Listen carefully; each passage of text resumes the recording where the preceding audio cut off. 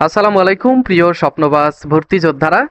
জগন্নাথ বিশ্ববিদ্যালয়ে তোমরা যারা সি এবং ডি ইউনিটে ভর্তি পরীক্ষা দেবে, তো তোমাদের একটা কমন সাবজেক্ট হচ্ছে গাণিতিক বুদ্ধিমত্তা বা আইকিউ, ম্যাথমেটিক্যাল আইকিউ, যেটা তোমরা আহ, জাহাঙ্গীরনগর বিশ্ববিদ্যালয়, চট্টগ্রাম বিশ্ববিদ্যালয় সহ অন্যান্য বিশ্ববিদ্যালয়ে পেয়ে থাকো।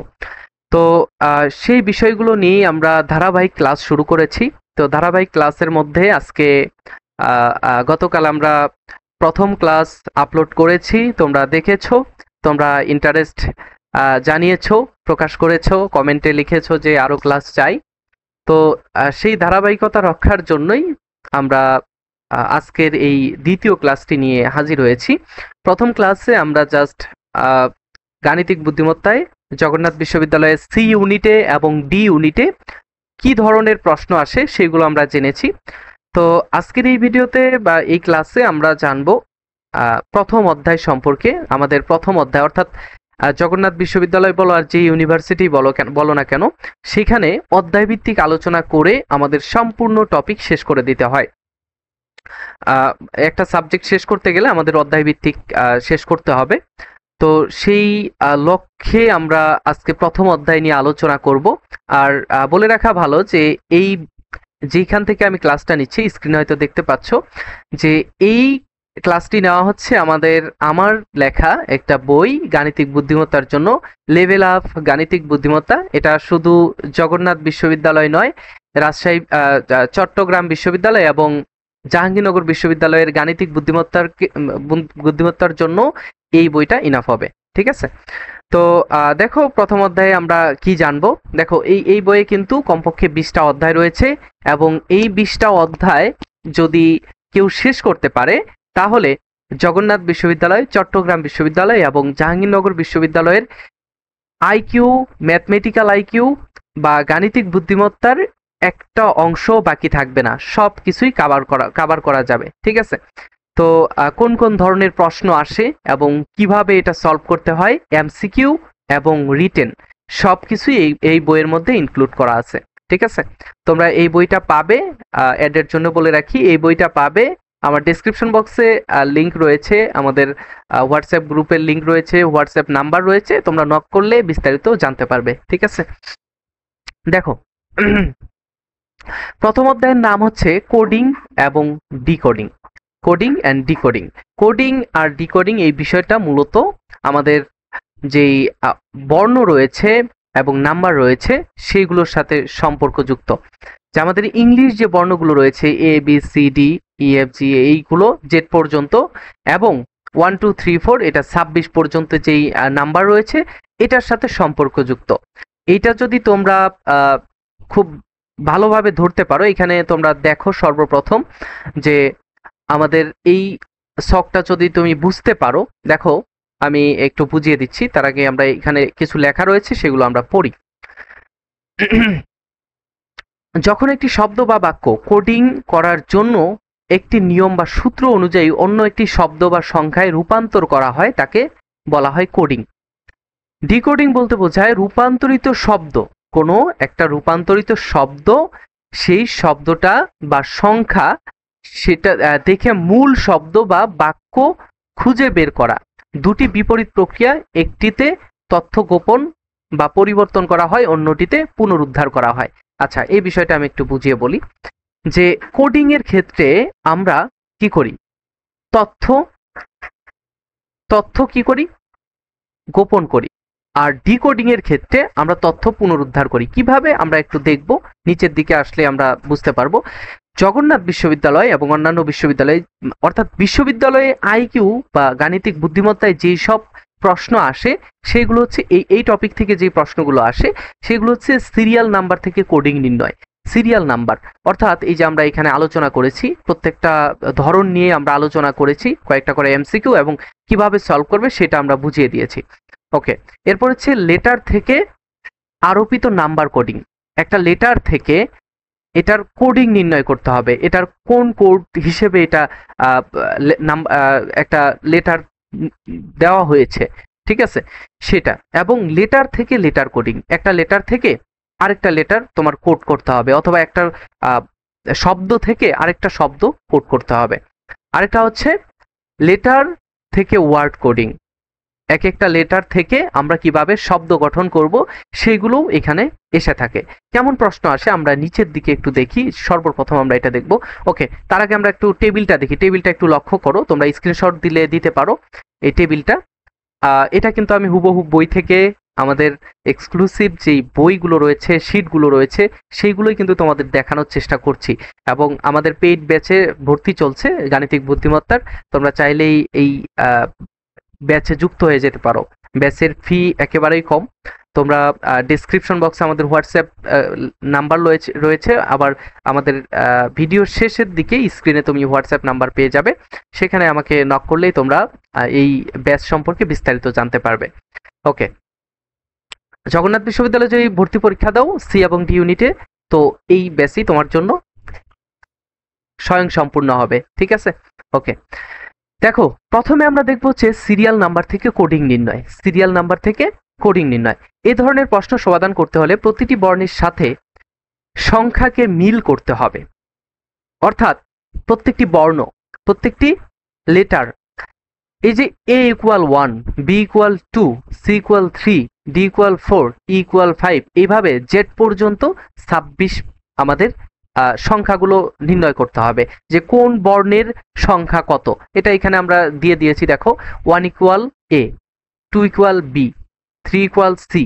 ওকে, আবার নিচে দেখো যে 24-এর মান হচ্ছে এক্স, 25-এর মান ওয়াই, 26-এর মান জেড। আবার মাঝখানে যদি দেখো যে 16 হচ্ছে পি এর মান, কিউ এর মান হচ্ছে 17।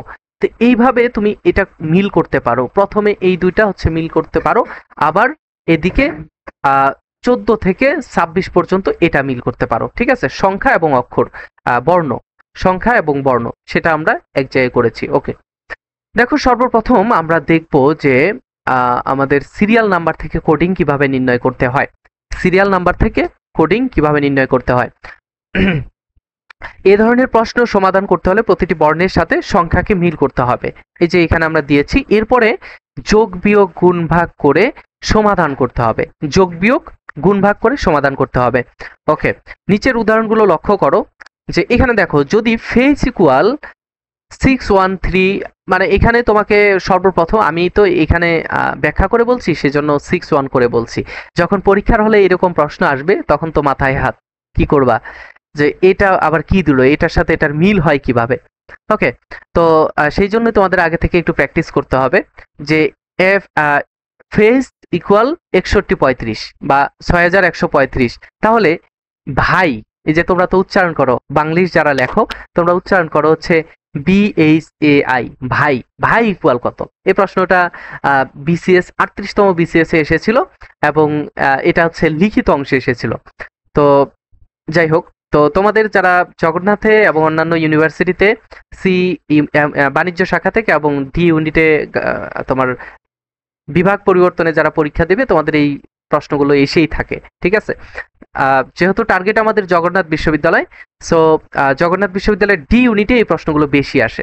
ঠিক আছে, দেখো যে আমরা একটু উদ্ধার করি ছক থেকে। এই যে ছকের মধ্যে আমরা দেখি যে ফেস, FACE, এফ কোথায়? এফ, তারপরে এ, তারপরে সি, তারপরে ই। তাহলে এফ এর মান হচ্ছে 661, সি এর মান হচ্ছে 3, ই এর মান হচ্ছে আমাদের 5। তার মানে কত আসবে? 6135। ওকে, মিলে গেছে। এরপরে দেখো যে BHAI, এটার মান কত? বি এর মান হচ্ছে 2, এইচ এর মান হচ্ছে 8, BHAI, এ এর মান হচ্ছে 1, আই এর মান হচ্ছে কত? 9। ওকে, এখানে দেখো যে তাহলে 2819, 2819 এটার মান এখানে দেওয়া রয়েছে। আমরা এই যে প্রত্যেকটা অংশের ব্যাখ্যা আমরা এখানে আলাদা বক্স করে আমরা দেখিয়ে দিয়েছি। ওকে, তো তার মানে সঠিক উত্তর হবে এটা। ওকে, আবার তোমরা রিটেনে যদি আসে এই প্রশ্নটা, তাহলে কিভাবে লিখবে? তোমরা তখন ব্যাখ্যা দিবে, তুমি যেভাবে বুঝছো সেটাই তুমি লিখবে যে আমরা সাধারণ বর্ণ থেকে আমরা 26টা ইংরেজি বর্ণমালার 26টি বর্ণ থেকে আমরা পাই যে বি এর মান 2, এইচ এর মান হচ্ছে 8, এর মান 1, আই এর মান 9। সো ভাই ইকুয়াল 2819, ঠিক আছে? এইভাবে তোমরা সলভ করতে পারো। ওকে, এই প্রশ্নটা তোমরা একটু সলভ দেখো যে বুঝতে পারছো কিনা। যে এর মান হচ্ছে 1 আর ইউ এর মান হচ্ছে 21, তবে এম প্লাস ও এর মান কত? এটাও 38তম বিসিএস এ এসেছিল, ঠিক আছে? আচ্ছা, ছক থেকে আমরা দেখি যে এর মান যদি 1 হয়, ইউ এর মান 21 হয়। এর মান 1 আর ইউ এর মান হচ্ছে 21, ইউ এর মান 21, ওকে, আর এর মান হচ্ছে 1।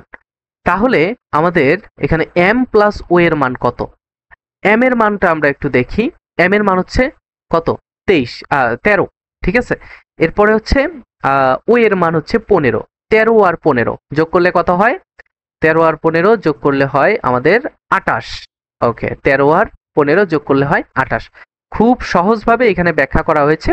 ওকে, আচ্ছা, এরপরে আমরা দ্বিতীয় যে পার্টটা, আশা করব যে বুঝতে পেরেছো। দ্বিতীয় যে পার্ট সেটা আমরা একটু আলোচনা করি, যে লেটার থেকে আরোপিত নাম্বার কোডিং। লেটার থেকে আরোপিত নাম্বার কোডিং, ওকে, অর্থাৎ লেটার থেকে নাম্বার তোমাকে বের করতে হবে। যেমন এখানে একটু দেখো যে ট্রেন ইকুয়াল 98726, তারপরে তারিন ইকুয়াল কত? TARIN, তারিন। এটা আমরা নিজেদের মতো করে উচ্চারণ করতে পারি, আবার এখানে আমরা করতে পারি, ঠিক আছে? আমরা একটু দেখি যে এখানে কি বলা হয়েছে।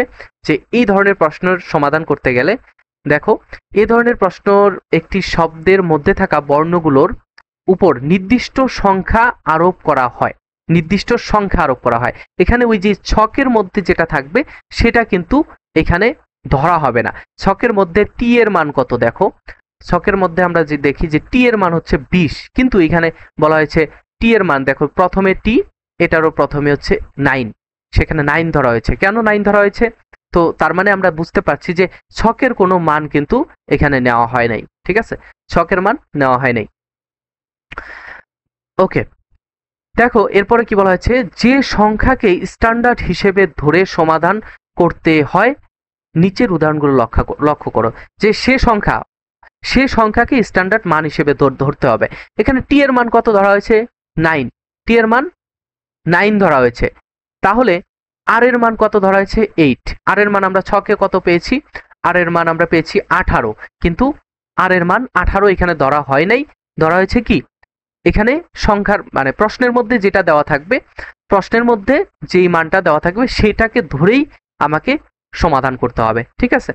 ওকে, তার মানে এখানে যেই মানগুলো দেওয়া আছে TRAIN, এগুলোর মান এই সংখ্যার মধ্যে যতগুলো যেই মানটা দেওয়া রয়েছে সেইগুলোই আমরা অ্যান্সার করতে পারবো, ঠিক আছে? অ্যান্সার করতে হবে সেটা ধরে। TARIN প্রত্যেকটার মান কিন্তু আমরা এখানে এটার মধ্যে পাবো। ওকে, তাহলে আমাদের ব্যাখ্যাটা আমরা একটু দেখি। যে ট্রেন TRAIN শব্দ হতে টি এর মান হচ্ছে 9, আর এর মান হচ্ছে 8, এর মান হচ্ছে 7, আই এর মান হচ্ছে 2, এন এর মান হচ্ছে 6। তার মানে এগুলো যদি আমরা এই যে TARIN এটা হিসেবে ধরি, তাহলে আমাদের অ্যান্সারটা হচ্ছে 97826। ওকে, তো অ্যান্সারের মধ্যে আমরা অপশনের মধ্যে দেখতে পাই যে 97826, এটাই অ্যান্সার। ওকে, তো যদি রিটেনে আসে, রিটেনে তুমি এইভাবে ব্যাখ্যা করে দিবে। রিটেনের যেটা ব্যাখ্যা করবে সেটা হচ্ছে এই যে ব্যাখ্যা লিখে তোমার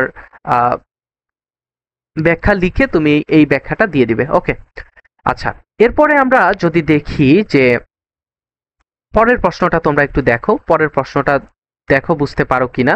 এখানে কিসমিস অনেক শব্দ আছে, সো এইগুলো খারাপভাবে নিবে না আশা করব, ঠিক আছে? তারপরে অ্যাপেল, এই যে এই অ্যান্সার দেখো, এইটা কিন্তু জগন্নাথ বিশ্ববিদ্যালয়ের 2024-25 শিক্ষাবর্ষে চলে এসেছে ডি ইউনিটে। এটা আমাদের আমি তোমাদের একটা ক্লাস করিয়েছিলাম, দ্বিতীয় ক্লাস। গত বছর ফ্রি ক্লাসগুলো যেটা দিয়েছিলাম, এই বছরও আমরা সিরিজ ক্লাসটা ধরেছি, সিরিজ ক্লাস আমরা করছি। এই প্রশ্নটা কিন্তু আমার ওই দ্বিতীয় অথবা প্রথম ক্লাস থেকে এসেছিল। আমার ঠিক খেয়াল নেই, দ্বিতীয় অথবা তৃতীয় নয়তো প্রথমের দিকে ক্লাসগুলো ছিল, সেই ক্লাসগুলো থেকেই কিন্তু এখানে এসেছিল এই প্রশ্নটা আমি দিয়েছিলাম এবং সেটা এখান থেকে এসেছিল। দেখো, অ্যাপেলের মান হচ্ছে এত, রাঙের মান হচ্ছে এত, তবে পার্পলের মান কত? এটা জগন্নাথ বিশ্ববিদ্যালয়ে 24-25 শিক্ষাবর্ষে এই প্রশ্নটা এসেছিল। এখানে অ্যাপেলের মান হচ্ছে এত, তার মানে এ এর মান হচ্ছে 2, ডাবল পি এখানে দেওয়া আছে, ডাবল পি এর মান হচ্ছে এখানে 5, তারপর হচ্ছে তোমার এল এর মান হচ্ছে 6, ই এর মান হচ্ছে 3, আবার এখানে দেওয়া রয়েছে আর এর মান হচ্ছে 7, ইউ এর মান হচ্ছে 1, তারপর হচ্ছে তোমার এন এর মান 4, জি এর মান হচ্ছে 8। তার মানে এখানে প্রত্যেক এই যে পার্পলের মধ্যে যে যতগুলো বর্ণ রয়েছে সেই বর্ণগুলো আমরা এর মধ্যেই পেয়ে যাই। এই যে আমাদের ক্লুটা দেওয়া রয়েছে এই ক্লুর মধ্যে আমরা অ্যান্সারটা পেয়ে যাই। সো এটা হচ্ছে তোমাদের আইকিউ যেহেতু টেস্ট করা হচ্ছে, আইকিউ টেস্ট করেই জগন্নাথ বিশ্ববিদ্যালয়ে ভর্তি করানো হচ্ছে, তার মানে তোমরা এই আইকিউটা পরীক্ষার হলে অনেক টেনশনের মধ্যে, যে পরীক্ষার হলে তো টেনশনে থাকতে হয় তাই না? তো জগন্নাথ বিশ্ববিদ্যালয়ে আসবে, পরীক্ষা দিবে যখন, তখন বুঝতে পারবে যে এই যখন টেনশনের মধ্যে থাকতে হয়, এই টেনশনের মধ্যে তুমি এই প্রশ্নগুলো সলভ করতে পারছো কিনা।